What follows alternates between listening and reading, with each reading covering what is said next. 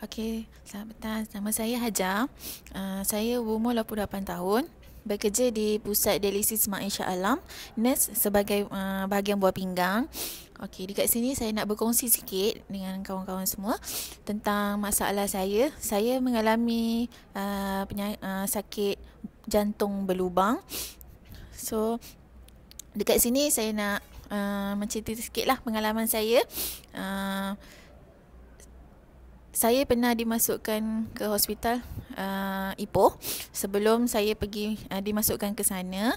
Okay, saya nak on the way pergi rumah my mum. Lepas tu dalam perjalanan ke sana saya punya pernafasan dah 50-50. Okay, lepas tu saya nak direct terus pergi rumah mak. Saya jadi macam tak ni lah, tak yakin. Lepas tu saya terus ambil teksi dan orang teksi tu terus pergi hantar saya ke hospital Ipoh. Lepas tu sampai kat sana saya dah tak sedar apa. Saya tak tahu apa yang berlaku pada saya. Sampailah besok paginya tu doktor pakar datang dekat saya. Dia cakap, "Hajar, you punya jantung sekarang dah 50-50. Okay, sekarang ni you punya jantung ada berlubang sebesar duit 50 sen."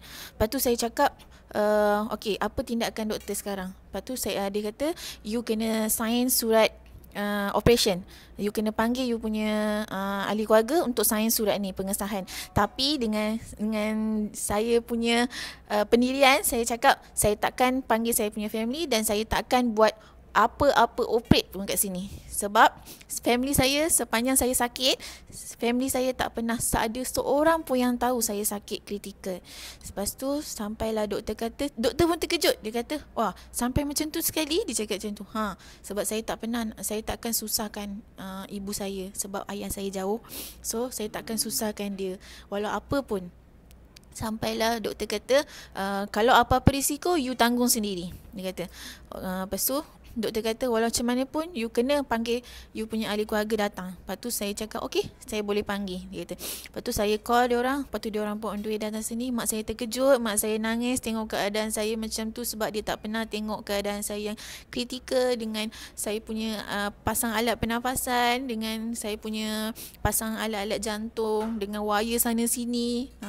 Lepas tu dah macam robot dah saya rasa.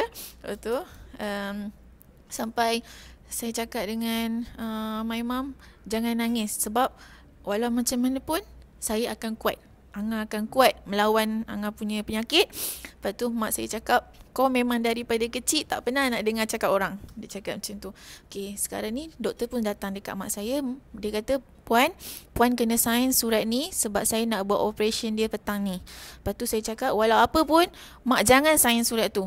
Saya cakap dengan mak saya. Lepas tu mak saya cakap, jangan degil.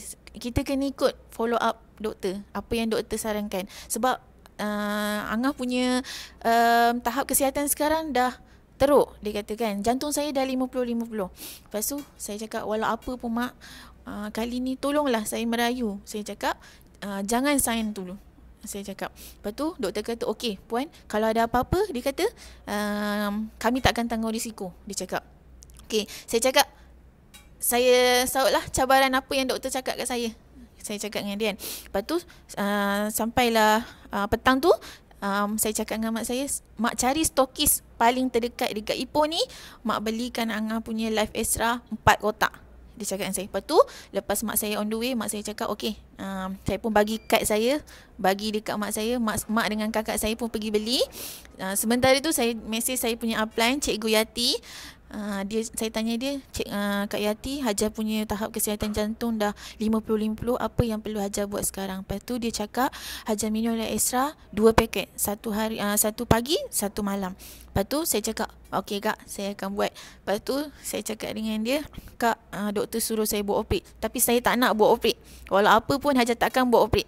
Lepas tu Kak Yati kata, Dia kata dia cakap suruh follow out jugalah apa yang doktor kata. Lepas tu saya cakap, okey kak, nanti saya fikirkan balik. Saya cakap macam tu. Lepas tu sampailah mak saya sampai, saya cakap dengan mak saya, walau apa pun Angah takkan buat operate. Mak percaya dengan Angah, mak percaya dengan apa yang Angah buat.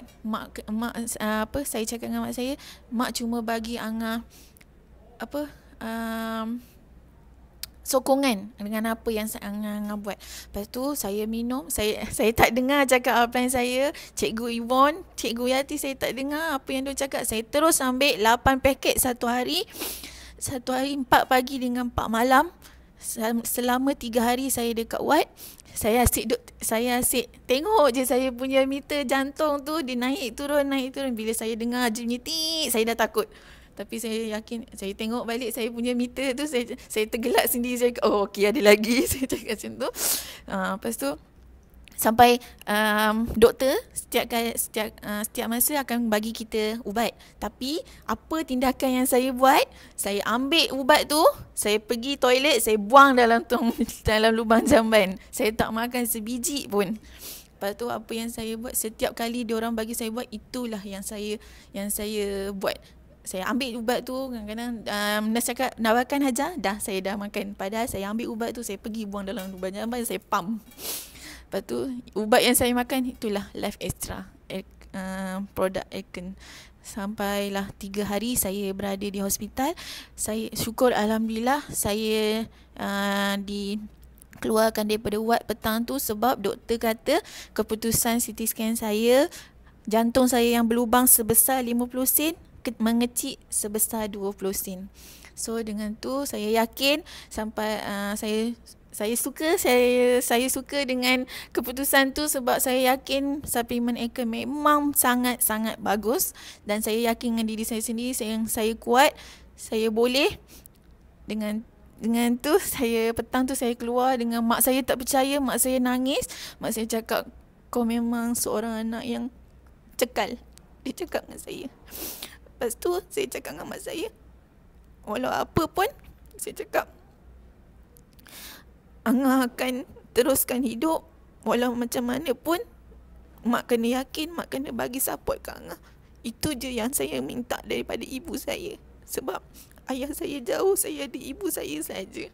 Saya akan teruskan kehidupan saya. Saya akan buat yang terbaik di Aken untuk berubah, untuk sihat dan terus sihat. So sekian, terima kasih.